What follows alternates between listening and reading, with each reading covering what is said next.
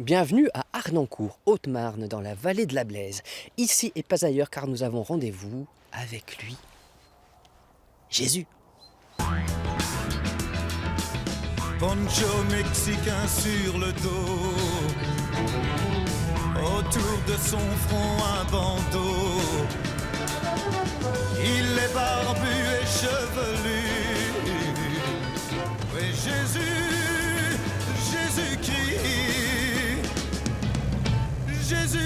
est un hippie.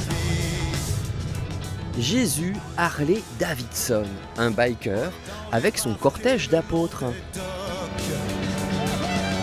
Il vit dans un sac de douche. De son vrai nom, Francis Martini, 40 ans, électricien chauffagiste, mais personne ne l'appelle Francis, et au Martini, il préfère le pastis. Bonjour Jésus, Bonjour. c'est bien comme ça qu'il faut vous appeler? Ouais, c'est comme ça. Alors Jésus Harley Davidson, mais ça c'est une Suzuki. Oui, le problème c'est que la Davidson, comme son nom l'indique, elle est toujours en panne. Est-ce qu'il fait des miracles? Miracle? J'en ai encore jamais vu. Il ferait des miracles, l'Harley derrière tournerait. Je dirais qu'il est vrai, surtout. Il est comme il est, il change pas en disant il n'a pas changé. Il fait tout avec son cœur et ça lui joue des tours. Et ben, dédie de sa gueule, quoi, voilà. Il rompit le pain. Merci, c'est gentil. C'est la scène. Alors d'où est-ce qu'il vient ce surnom de Jésus? Bon, bah, c'est simple, hein. C'était quand j'étais à l'internat. À l'internat, j'avais une tante qui était bonne sœur qui m'offrait une Bible à pratiquement tous mes anniversaires.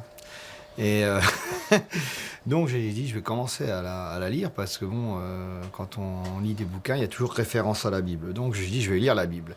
Et j'ai lu la Bible et les copains m'ont surnommé Jésus. Mais est-ce que de cette lecture, vous avez gardé une foi, un intérêt pour la religion particulier? On va dire une certaine philosophie.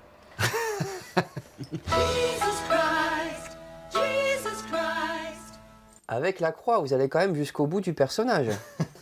Ah, ça a été une sacrée occasion quand même. C'était à mon enterrement du garçon. Donc mes copains m'ont fait dans mon village natal carrément un chemin de croix. Et à la fin, ils m'ont crucifié sur une croix sur mesure avec du Céline Dion pendant 30 minutes dans les oreilles à fond. Un vrai martyr, car sa religion, c'est le rock'n'roll. Jésus a même fondé son groupe Les Pégreleux.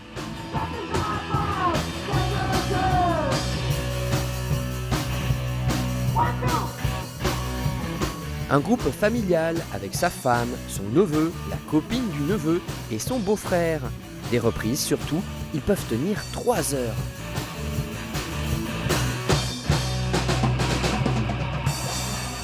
Jésus multiplie les pains. Oui, Jésus multiplie les pains.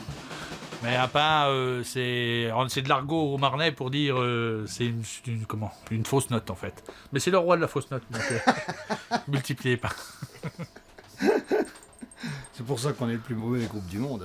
Ouais, c'est ça. Et maintenant, l'arme fatale de notre Jésus, la couture. C'est lui-même qui confectionne ses sangles de guitare, blousons et selles de moto. En 6e, on avait une initiation à la couture. Hein, les programmes de l'époque étaient la cuisine et la couture, pour tout le monde, autant pour les filles que pour les garçons.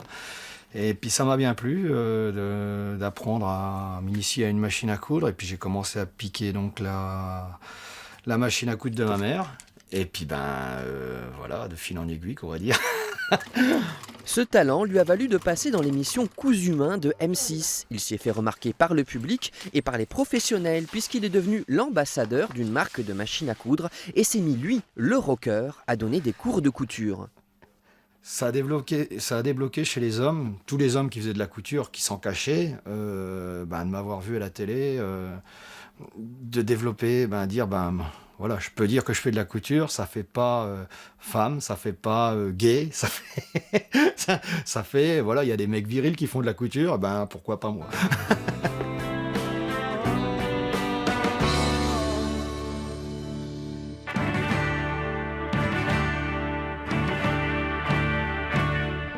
Nous étions à Arnancourt, Haute-Marne. La prochaine fois, nous serons ailleurs, en Champagne-Ardenne. Bon Jésus, en bon fils de Dieu et fan de Led Zepp, je pense que vous connaissez le chemin pour le paradis. Pas de problème. Ben on y va. Rock and roll et vive la couture.